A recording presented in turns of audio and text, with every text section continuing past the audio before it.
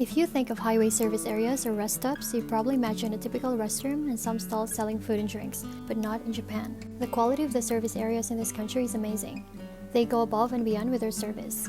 Although it is generally built for rest, meals, and vehicle maintenance, stopping by a highway service area in Japan is like going sightseeing. It is a destination in itself.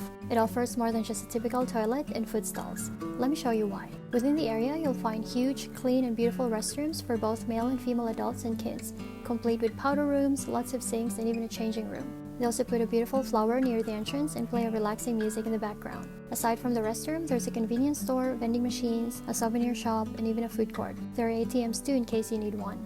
Of course, there's a big parking area and a gasoline station. And since it's in the middle of nowhere, you'll be able to enjoy a good view of the mountain behind it.